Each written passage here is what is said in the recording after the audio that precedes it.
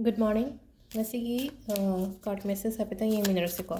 Ngasi se apagi yumza kaisha numit ko. Yumza kaisha numit se green machu ko. Set ka daba color na. Ato aham bada card ki ngasigi message hai tare atu yeng ase aduga kogi timing ga hai tare.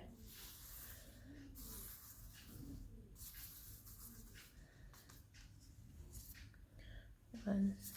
two, three ko. Zagi ahum sidagi one khansera natraga one khangira, two khangira natraga three khangira ko ahum sidagi ama khanbirasi ko.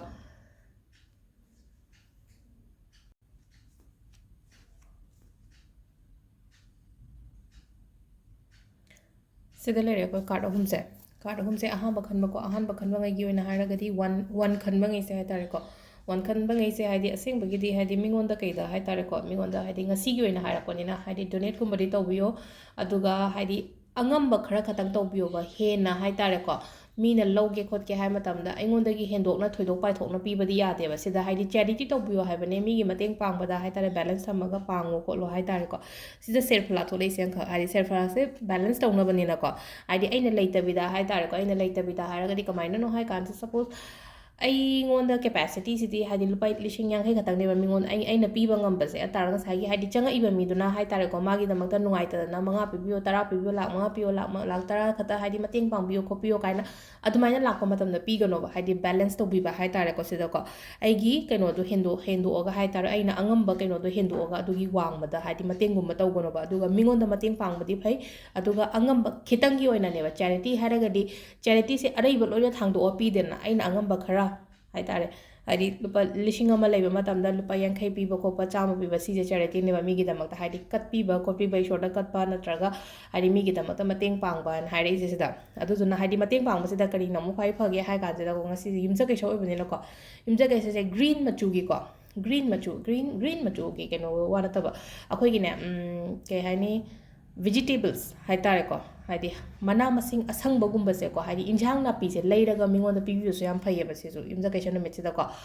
yumja kai sha pokpa mi sum leina ko khatanga sonba ko pa mai leiraga ti ko injang na pi asang aman se hai tare ko imung manung kaino to bom da injang chara ma kari ma mai na leiraga pi bi hangam ma pun or sa hangam ma pun hai jo sangdra dum ado hangam ma pun ma kari ma da gi asangba injang na pi ngai se ko adu dum ma to bi be ko ani shuba se ko haidi hazik se dum nya kan honai ko thabang nga hona ba se ko hona raga su khatang tappe ko result lak pa se ko adu result lak pa se haidi tappe aduga hazik aina tawri ba thabak to hai tare ko adum to biyo phajana haidi lakti lakani ba soidana khatang delay oi ba khatang ne ba isana ai aina hona ni mayam se ga haidi phangi si ga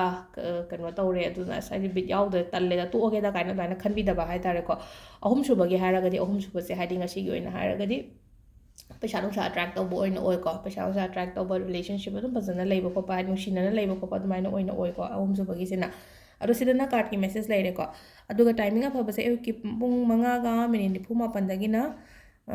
Pung 9 minute 30 मापन फाव लेरे 5 minute 94 9 minute 30 9 फाव लेरे अदुगी मतुंगदा मु 10 minute 4 दगिना 13 minute 19 फाव अमा लेरे अदगी 2 minute 53 दैना नुंदारंगी पुंग 5 minute 9 फाव अदुगा 3 मिनट 94 दैना अहिंग नोंयागी पुंग 13 मिनट 19 फाव अमा लेरेको सिसिना अखोगी ngasi gi oina haragadi अखोगी टाइमिंग अफबसे को अदो सिदा लेरे ngasi gi वीडियो से मैम थैंक यू